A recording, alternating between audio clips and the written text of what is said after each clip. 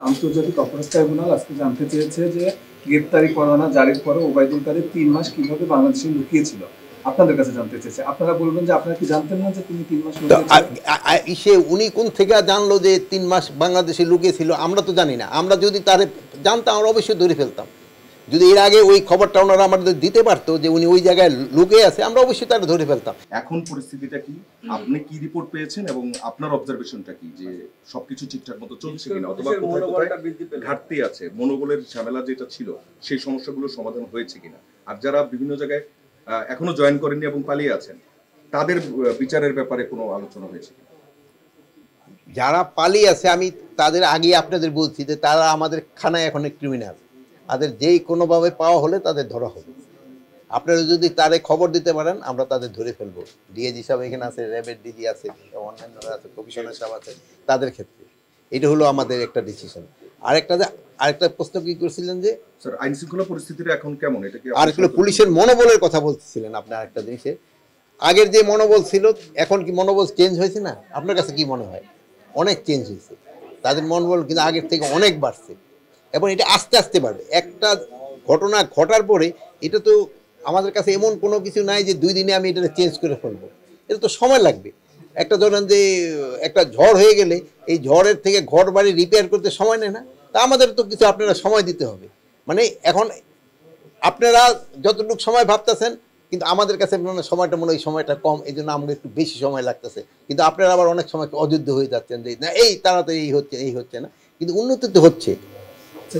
একটু বলবেন যে আন্তর্জাতিক অপরাধ ট্রাইব্যুনাল আজকে জানতে চেয়েছে যে গ্রেপ্তারি পরোয়ানা জারির পরে ওবায়দুল কাদের ৩ মাস কিভাবে বাংলাদেশে লুকিয়েছিল আপনাদের কাছে জানতে চেয়েছে। আপনারা বলবেন যে আপনারা কি জানতেন না যে তিনি 3 মাস লুকিয়েছিলেন? উনি কোন থেকে জানলো যে 3 মাস বাংলাদেশে লুকিয়েছিল? আমরা তো জানি না। আমরা যদি তারে জানতাম আমরা অবশ্যই ধরে ফেলতাম। যদি এর আগে ওই খবরটা ওনারা আমাদের দিতে পারতো যে উনি ওই জায়গায় লুকিয়ে আছে, আমরা অবশ্যই তারা ধরে ফেলতাম। আপনারা বলেন যে আপনারা একটা খবর দিচ্ছেন ওই জায়গায় লুকিয়ে আছে, আমরা তারা ধরি নাই, বলেন এরকম একটা এক্সাম্পল দেন যে ওই জায়গায়। আর আপনার থেকে তো অন্যের আর বেশি খবর রাখে না, আপনারা অনুসন্ধানী সাংবাদিকতা করেন। আপনারা যেভাবে রিপোর্টটা দিচ্ছেন আমরা কি কোনো ইসে ছাড় দিচ্ছি? বলেন। এখন অনেক ছিলেন এটা সরকার জানতো না, যদি জানতো সাথে সাথে সে অ্যারেস্ট হয়ে যেত যদি তার লোকেশন জানা যেত। স্যার আমি রিলেটেড একটু প্রশ্ন করতে চাই আন্তর্জাতিক অপরাধ ট্রাইব্যুনাল থেকে। আমি যেহেতু আন্তর্জাতিক অন্যটা আমার রেফার করে, যেহেতু আমি ওনারটা জানি না এখন বলতে। স্যার 5 তারিখের পরে অনেক আইন শৃঙ্খলা রক্ষাকারী বাহিনীর সদস্যরা তারা কাজে যোগও দিয়েছিল, কিন্তু যখন মামলা হলো তখন তাদের অনেকে আসলে এখান থেকে পলাতক হয়েছে। এখানে আইন শৃঙ্খলা বাহিনীর কোনো দুর্বলতা আছে কিনা? কাজে যোগ দিছিল তারপরে পালিয়ে গেছে এই সংবাদটা অবশ্য আমার কাছে এরকম খুব একটা নাই যারা কাজে যোগ, বাট তারা কাজে যোগই দেয়নি, তারা বেশিরভাগ কাজে যোগই দেয়নি।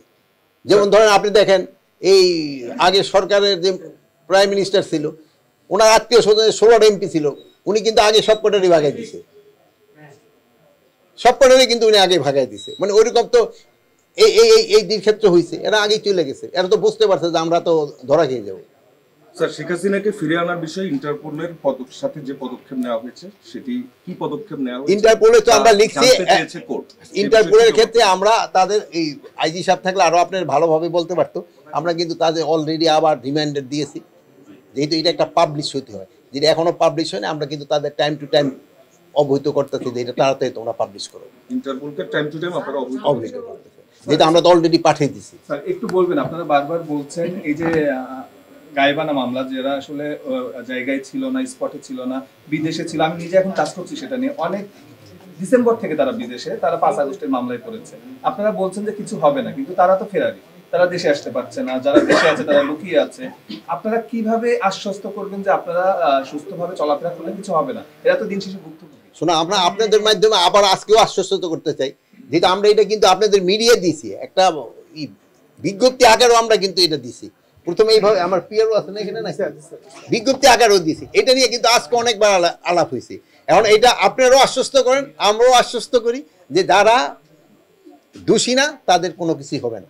আপনি এরকম বলেন যে এরকম একটা নির্দোষী মানে তাকে আইনের আওতায় আমরা নিছি, আপনি 2-1টা এক্সাম্পল দেন যে অমুকে এটা করে নাই কিন্তু তার নাও হয়েছে। এখন যদি তার আবার যাদের ভিতরে যদি অন্য সন্দেহ থাকে তো সে তো অন্য সন্দেহে ভুগতেছে। আপনার ভালো থাকেন, দোয়া করি। আল্লাহ হাফেজ।